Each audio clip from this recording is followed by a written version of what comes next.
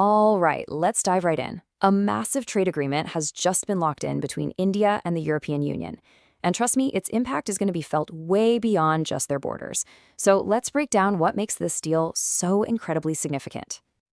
You know, people on the inside are already calling this the mother of all trade deals. And honestly, that's not just hype. The sheer scale of this thing, it's unlike anything India has ever signed before. So let's really try to put that scale into perspective. First off, this deal directly affects 2 billion people.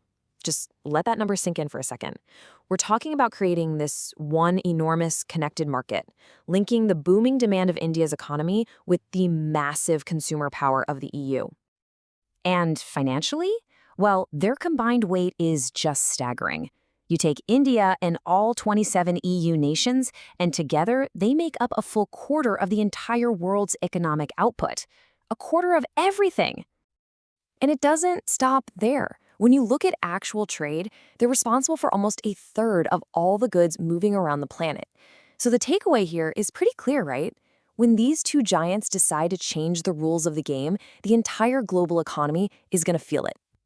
So why that big nickname, the mother of all deals? Well, it's because this agreement goes way, way beyond just cutting taxes on goods. I mean, this thing is comprehensive. It covers services, investment rules, intellectual property, even climate cooperation. It's basically tying trade directly to sustainability. This really is a 21st century deal for a 21st century economy. And believe me, this didn't happen overnight. This deal has been nearly 2 decades in the making. Yeah, negotiations kicked off way back in 2007, then they stalled for years because of some major disagreements, but they were finally brought back to life and pushed over the finish line, which really just shows you how critical this partnership has become for both sides. Okay, but let's get to the core of it. At the heart of this whole massive deal is the part that everyone always focuses on, a huge takedown of trade tariffs. And just as a quick reminder, tariffs are basically just taxes on imported goods, right?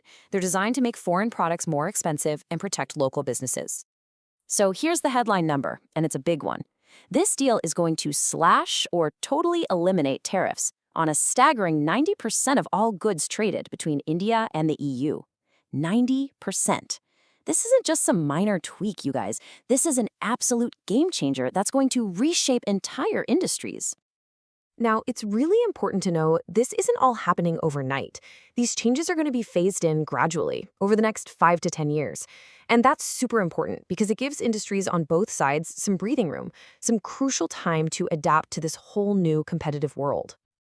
But look, a deal this big is always a two-way street. It requires compromise. So to make it all happen, what did India have to put on the table? What did they concede?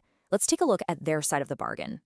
The biggest concessions India made were in areas where it's always had super high import barriers. We're talking about those classic European luxury goods, things like high-end cars, famous wines, and all sorts of premium foods. And when I say they cut tariffs, I mean they really cut them. The numbers here are just dramatic. Take European cars. The tariff plummets from a massive 110% all the way down to just 10%. For wine, it drops from an insane 150% down to a much more reasonable 20 to 30%. So for consumers in India, this means that brands like BMW or Audi and all those amazing European wines are about to get a whole lot cheaper. And it's not just the big ticket items like cars and wine. Tariffs are actually going to be completely wiped out for a whole range of European food products. So get ready to see a lot more European chocolate, pasta, biscuits, and olive oil on the shelves in India, and at much better prices too. Okay, so that's what India conceded, but what did they get in return? I mean, for a trade deal to work, you have to get something big back, right? Well, the wins for the Indian economy here are absolutely crucial. See, India's strategy was laser-focused. They knew they had to secure huge wins for their most critical, labor-intensive sectors. We're talking about the industries that are the real backbone of their job market, the ones that employ tens of millions of people. And you can really see that strategy paid off. The absolute biggest win? Getting 0 tariffs on Indian textiles and leather goods going into the EU. 0. This is a total game changer because it finally puts Indian exporters on a level playing field with their biggest competitors like Vietnam and Bangladesh. Plus, the deal also opened up the European market even more for India's powerhouse IT and pharmaceutical sectors. Huge wins all around. But, you know, maybe one of the biggest wins wasn't about tariffs at all. It's this promise from the EU. They've agreed to put no limits. no caps whatsoever on the number of Indian students, workers, and professionals who can come to Europe. In today's world, where visa rules seem to be getting tighter everywhere, this is just a remarkable, incredible win for Indian talent. All right, so now that we've gone through the nitty-gritty, let's zoom out and look at the bigger picture. What's the long-term impact of this historic agreement really going to be over, say, the next decade? Well, the official prediction is pretty ambitious. The goal is to literally double the total amount of trade between India and the EU by 2032. Double it.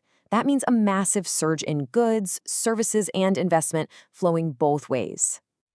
Of course, it's not all going to be smooth sailing. There are some very real concerns, especially in India's auto and dairy industries, about facing a flood of new European competition.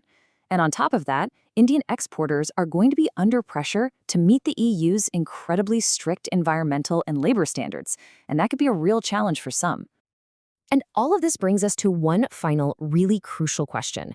With this massive deal with Europe now in the bag, India has cemented its place as a major hub in global trade. So, does this pave the way for the next logical step? Could a similar blockbuster deal with the United States be next? That, right there, is the big question everyone's watching now.